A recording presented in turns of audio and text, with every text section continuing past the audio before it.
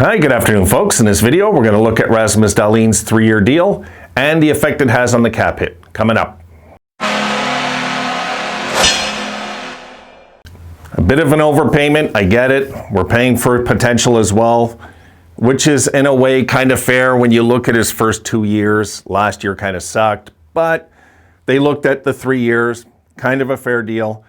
3 years a term. I would have thought they could have got him for 4.5, 5, but let's just make the kid feel good, make him feel welcome and appreciated, and let's hope that he really fights the next 3 years to really be one of the elite defensemen in the NHL, so he can be looking at about $9 million in 3 years' time. Right now, I like it. 3 years at 6, I can live with it.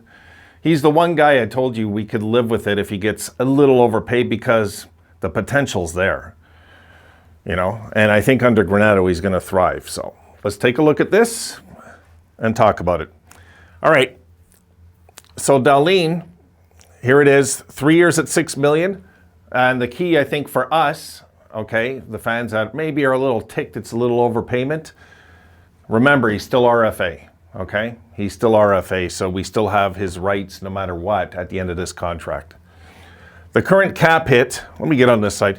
The current cap hit is $63,897,763. We're currently over the floor now by 3.7, but $3,697,763. You'll see reports that it's the floor is 60.2 or 60.24. I went with the 60.2 because 9 out of 10 people say it's 9 out of 10 credible sources say it's 60.2 even, you know? And anyway, so 3.697763 over the floor. And for you guys that were panicking, we're not going to hit the floor. I told you, this is Mickey Mouse. Not a problem to worry about, guys. It's not. But when we trade Jack, 10 million, of course, will open up, right? Now, don't forget, before the whole Jack thing is resolved, my guess, okay, this is just a guess, he's going to come to train, he's going to come to his physical, he's going to fail the physical, we're going to put him on injury reserve, not long-term injury reserve, okay? So this 10 million still counts against the cap, okay? We're safe. We're there right now. Jack could not, he could just not play, and we can go into these negotiations to get him traded, and still, we're at the cap floor. We're good. He's getting paid. He's going to show up. He's not going to just say, oh, I don't want $10 million. Give me a break. Because if he doesn't show up, okay, we can suspend him without pay. He's going to show up to the physical. And he's most likely going to fail it. But if he does pass it, that's a whole other story. We'll just leave that for now. He'll most likely fail it.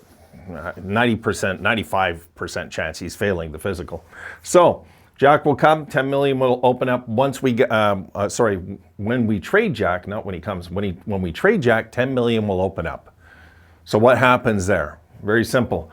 We will then be below the cap floor by 6.3 million or 6.350, depending if you believe the $40,000 thing, but I put 6.302237, okay? That means our trading sweet spot will be 6.4 million. I just rounded it off. You know, 6.4 million is all we need to know. So when we do the Jack trade, we can take back $6.4 million and safely be at the cap floor. You see, this is an incentive now for teams to say, you know, we can send $7 million Buffalo's away and just pay this guy 10 million. You know, they know that we have to hit the floor. Don't think they don't know that's kind of a weakness for us. They know. But at the same time, I can live with that if we get a good veteran back and a prospect that's making $800,000, $850,000 a year, right? We get a prospect, we get a guy back that's making, or we get two young guys making $1 million each, one guy making $5 million, whatever it is, you know, and a first rounder. So this opens the door. Now that we know we got the number for Dahlin, we have that number now. So I had, what did I have? Yoki-Haru was 2.5. Let's just say Asplund is 1, so it's 3.5. Another 2.5 for Middlestat, so 5, 6. 12, I was wrong by about $2 million when I said we want to take Jack's 10 million and put it into these 4 guys. We managed to do it about 1.75 million over. You know, it's not bad. It's not bad. It's a little overpayment. I will say it is. I was hoping 4.5. I was, guys. I was hoping we get him for 4.5 for 3 years. I think most of you know that, seeing my videos, right? A bit of overpayment, but we don't need another headache right now, publicly. You know, we need to get this deal done. It was starting to stress me out. I was just happy it was done today. I was at that point, okay, good, Adams. You got him locked in for 3 years. I'm good with that. You know, because now we have plenty of time to negotiate with him. If Dahlin's game goes like this, we can negotiate with this guy for a fair contract long before, plan the money long before, plan everything long before. Don't forget, Adams also walked into a mess. Let's be honest here. Adams walked into a mess.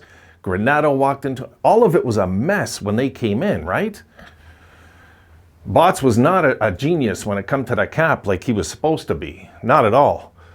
But I find that Adams is way better at looking at the money and managing it. Seems to be, in my eyes. I know some cap open that kind of helped him and made him look good, but at the same time, we got what I'm guessing, if Dahlin breaks out this year, like I think he's going to, if he breaks out this year, we're going to be looking at that, folks, and smiling for the next few years. We will. But till that happens, I get it. You're a little like, you know, that's a little overpayment. But hey, I'd rather pay this guy $6 million a year than Okposo. So that's it. That's where we're at. So the sweet spot, once again, guys, 6.4 million. So if I do some future Jack trades for fun, I'm going to try to throw in that amount, okay? I'm going to try, because we got to be realistic too. We can't just trade Jack and then not allowed to ice a team. We got to get it, you know what I mean? We have to like be compliant with the cap also. So 6.4 million, 10 goes out, 6.4 comes back, hopefully a first rounder, 2 young guys, and a $5 million contract. Maybe one young guy that's under $1 million. Another guy under $1 million. They're both signed their entry-level deals. Some $5 million guy comes in, like a Tuck. I forget what Tuck's salary is. I think he's like 4.5, right? So we could easily work this out with Vegas for a potential trade. We could, you know? Okay, I got to get this up online because I just got this news. I got my text like about a half an hour ago. I'll see you folks in the videos later on today. Have a good one.